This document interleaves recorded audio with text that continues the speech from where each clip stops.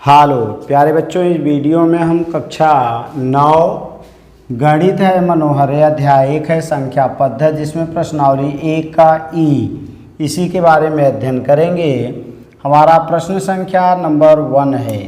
क्या करा, पूर्ण शुद्ध करणी के रूप में लिखिए, यानी इसको हमें शुद्ध करणी के रूप में बनाना है। तो दिया क्या है, 2/3 करणी में 40 है। आइए इसको अब हम सॉल्व करते हैं। तो ये हमारा अंदर जाएगा और जितनी इसकी घात रहेगी, जैसे हमारा ये करणी लिखी हुई है, इसका मतलब है इसकी यहाँ पर 2 घात है, तो ये बन जाएगा 2 घात 1/2 के रूप में।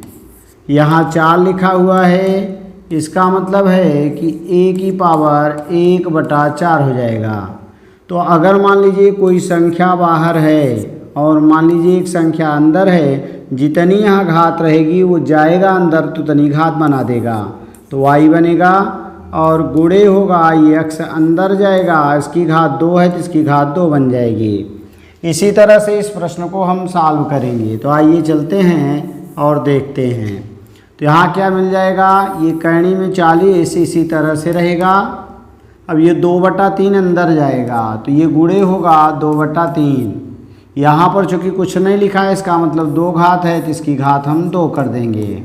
आगे आ जाएंगे तो ये बनेगा हमारा 40 गुणे 2 की घात 2 हो जाएगी और 3 की घात 2 हो जाएगी।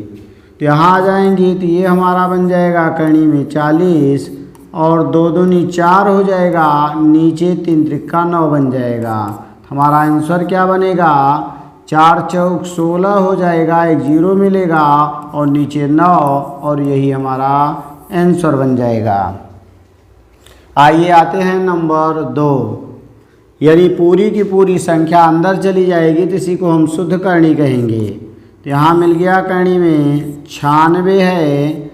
अब ये अंदर जाएगा तो 3/4 घाते 2, क्योंकि यहाँ कुछ नहीं लिखा है तो 2 घात बन जाएगी। और ये बन जाएगा हमारा 96 गुणे 3 की घात 2 यानी 3 त्रिका 9 बनेगा, 4 की घात 2 तो 4 चौक 16 बन जाएगा। अब इसमें हम भाग देंगे तो यहाँ भाग देने पर 16 छक्का 96 आ जाएगा, यानी करणी के अंदर हमें क्या मिलेगा, एक 6 मिलेगा, एक 9 मिल जाएगा। और गुणा कर देंगे तो 9 छक 54 बन जाएगा और यही हमारा आंसर हो जाएगा। आगे आते हैं क्वेश्चन नंबर इसी का आगे नेक्स्ट। तो नेक्स्ट क्या दिया है हमारा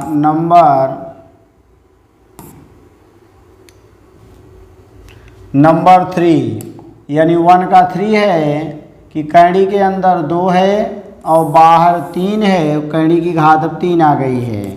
तो हम ले जाएंगे अंदर इसको, तो 2 ऐसे ही रहेगा, गुणे बनेगा, 3 अंदर जाएगा, इसकी घात 3 है, यानी ये वाली घात यही 3 घात इसका लगा देंगे।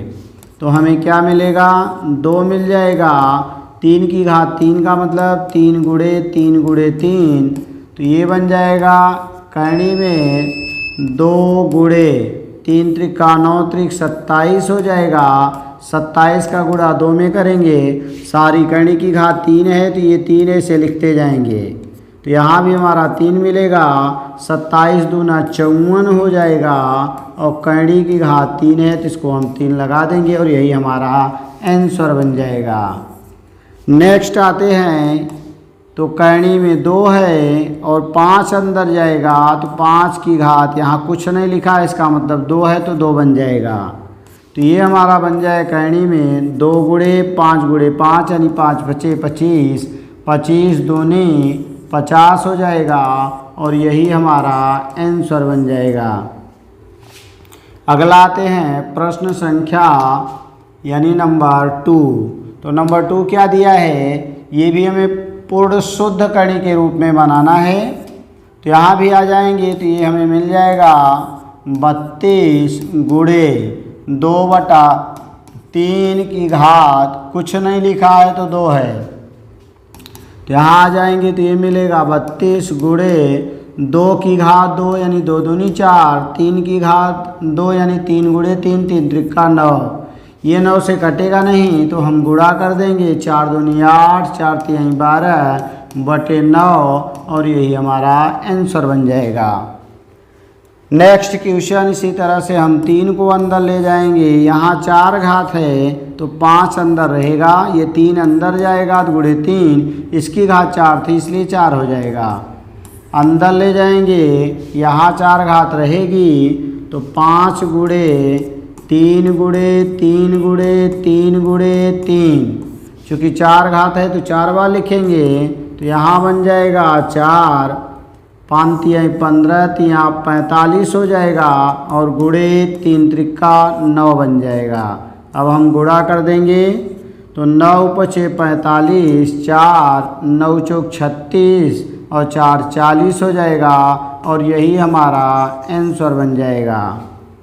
आगे आते हैं प्रश्न संख्या 3 को लेते हैं। तो प्रश्न 2 का तीसरा, तो 2 के तीसरा में भी यही प्रक्रिया बनेगी हमारा। ये 3/4 अंदर ले जाएंगे तो ये बन जाएगा करणी में 8 गुणे 3/4। यहाँ कुछ नहीं लिखा है, इसका मतलब 2 घात है तो यहाँ बन जाएगा 8, 3 गुणे 3 3 त्रिका 9, 4 गुणे 4 4 चौक 16 होगा। 8 से काटेंगे 2 आएगा तो बन जाएगा 9/2 और यही हमारा आंसर बनेगा। अगला इसी तरह से आएंगे तो करणी की घात 6 है और यन घाते 3 है गुणे m घाते 3 अंदर जाएगा, m घाते 3 अंदर जाएगा। ये तो घात पहले से ही है, 6 घात इसकी है तो इसकी 6 घात हो जाएगी, क्योंकि ये 3 घात पहले से दिया है इसको तो लिखेंगे और जितनी घात रहेगी उतना घात और चढ़ा देंगे। तो घात में घात का गुणा होता है तो यन घाते 3 रहेगा इंटू m घाते, अब घात में घात का गुणा करेंगे 6 त्रिक 18 बन जाएगा और यही हमारा आंसर हो जाएगा। आगे हम लेते हैं प्रश्न संख्या नेक्स्ट यानी क्वेश्चन नंबर हमारा 3। तो 3 में क्या दिया है, ये भी पूर्ण शुद्ध करणी के रूप में लिखना है। तो हम आ जाएंगे इसको अंदर ले जाएंगे तो x माइनस वाई पहले से है, ये x अंदर जाएगा, यहाँ कुछ नहीं लिखा है तो 2 घात चढ़ेगी तो यही हमारा आंसर बन गया x², बाकी ब्रैकेट में x माइनस वाई और यही हमारा आंसर बन जाएगा। या x² का हम गुणा भी कर सकते हैं। नेक्स्ट है हमारा 5 अंदर जाएगा 1.62 गुणे 5 की घात, कुछ नहीं यहाँ घात है इसका मतलब 2 घात है। तो आगे आएंगे तो हमें मिलेगा क्या 1.62 गुणे 5 गुणे 5 यानी 25, 25 का गुणा करेंगे 25 दूनी 50 हासिल 5 लगा, 25 छक्का 150 155 हासिल 15 हो गया, 25 एक्का 25 5 3 10 40 होगा। 2 अंक पर दशमलव लगा देंगे तो हमारा आंसर बन जाएगा 40.50 और यही हमारा आंसर हो जाएगा। अगला इसी का नंबर 3, क्वेश्चन नंबर 3 का तीसरा, x + y जब ये अंदर जाएगा तो ये इसकी घात 2 है 2 बना देगा।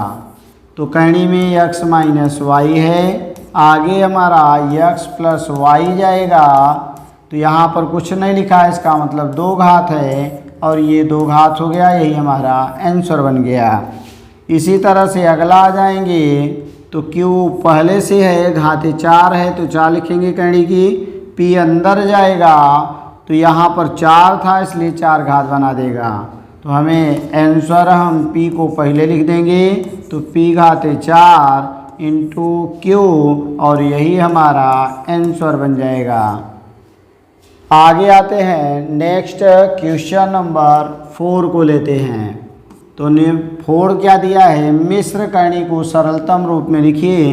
अब नीचे हम देखेंगे कि हम अंदर से बाहर कैसे निकालते हैं, यानी मिश्र करणी को सरलतम रूप में लिखिए। जिस तरह से दिया गया है इसको मिश्र करणी बनाना है। तो थैंक्स फॉर वाचिंग। इस तरह के वीडियो को देखने के लिए चैनल को सब्सक्राइब करें तथा वीडियो को लाइक करें।